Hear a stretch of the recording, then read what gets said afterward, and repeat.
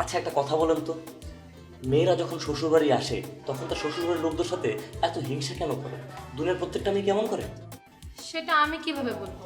আমি কি বাংলাদেশের সবার ঘরে গিয়ে দেখছি কোন মেয়ে কি করতেছে? তাও কথা, কিন্তু আমি আমার যত সব ভাই ব্রাদার, বন্ধু বান্ধব, খালাতো ভাই, চাচাতো ভাই, মামতো ভাই, এদের দেখছি, এদের বউরা যখন ওরা বিয়ে করে নিয়ে আসে এরপর থেকে না, মানে প্রত্যেকের খাসিলও সেম হয়ে যায় কেন জানি। ঠিক আছে, এরা শ্বশুরবাড়ির লোকজন দেখলেই খালি তারার উপর রাখে, আর নিজের বাড়ি যদি কেউ আসে তাহলে পারে না মাথার মুকুট বানিয়ে রাখবে। তাই নাকি? হ্যাঁ, তারা পারে তো। নিজের দুই তিনটা ভাই বোন এনে স্বামীর বাড়ি রাখবে, তাদের আদর আপ্যায়ন করবে, তাদের ভরণ পোষণ করবে। আর যদি সামহাও শ্বশুর বাড়ি কেউ চলে আসে, একটা রাত যদি থাকতে চায় কোনো মতন, তাহলে প্রশ্নের একটি বাহার, মানে AK-47 দিয়ে প্রশ্নের গুলি করা হবে। কোথা থেকে আসছে, কেন আসছে, কতদিন থাকবে, কোথায় থাকবে, কিভাবে থাকবে, what is the reason of staying, এটা একটা বিশাল বড় প্রশ্ন হয়ে দাঁড়ায়। অজুহাতের হাড়ি ভেঙে পড়ে তার মাথার উপরে। স্বামী এই সময় কি করবে? স্বামীর এসব প্রশ্ন উত্তরগুলো নিয়ে তার বেঁচে থাকতে হবে। এটি আর কি ব্যবধান, আর কি বলতে হবে আপনাকে বলেন। কিন্তু আমি তো এমন করবো না। আমার যখন বিয়ে হবে, আমার শ্বশুর বাড়িতে যারা থাকবে, মানে আমার দেবর, ননদ, আত্মীয় স্বজন, সবাইকে আমি অনেক সম্মান করবো। আর যখন তারা বেড়াতে আসবে, তাদেরকে অনেক মজার মজার খাবার রান্না করে খাওয়াবো। এইটা না প্রত্যেকটা মেয়ে বলবো, হচ্ছে আমি অনেক দেখছি। বিয়ের আগে একরকম কথা হয়, আর বিয়ে হওয়ার পর থেকে এই যে এই বাক্যটা আপনি বললেন মাত্র, মজা মজা করে খাওয়াবো, তাদের জীবনটা মজা হয়ে যায়। এরপর শ্বশুরবাড়ির লোক, মানে যত লোকজন আছে এদেরকে অমজা, বেমজা এবং কোনো রকম মজাই লাগে না। শুনেন, সবাই না একরকম না। আর আপনি যে এতগুলো কথা বলতেছেন, আপনার কাছে কোনো প্রমাণ আছে? হ্যাঁ আছে তো, কয়েক বছর পরে আমিও সে প্রমাণ হয়ে যেতে পারি।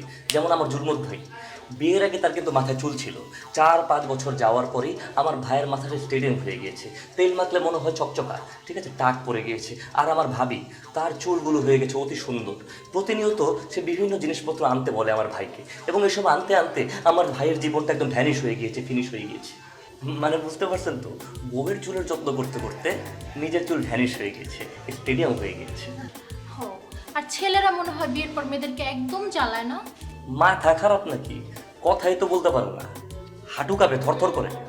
ছেলেরাও না কম না, বিয়ের পর তার বউদের উপর 100টা প্রশ্ন দাঁড় করা দেয়।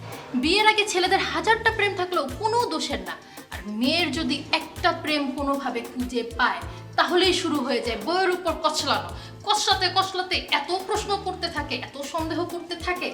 জিজ্ঞেস করে কি, আরে তুমি কোথায় কোথায় বসছো, কোন চিপায় বসছো, কোথায় প্রেম করছো, বয়ফ্রেন্ডকে তোমার ঘাড়ের উপর হাত রাখছিল, বেশি কিছু করতে চায়নি তো?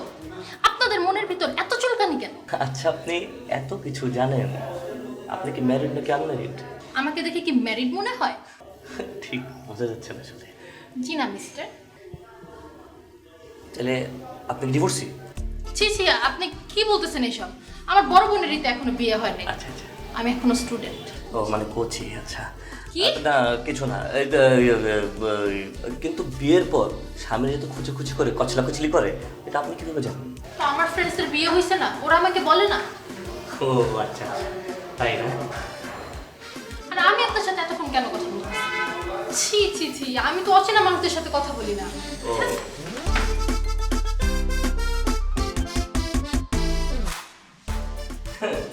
এক ঘন্টা ধরে বগর বগর করার পরে মনে পড়ছে যে আমি অচেনা মানুষ। হায়ার এখন করতে ছিড়ি না ললিপপ।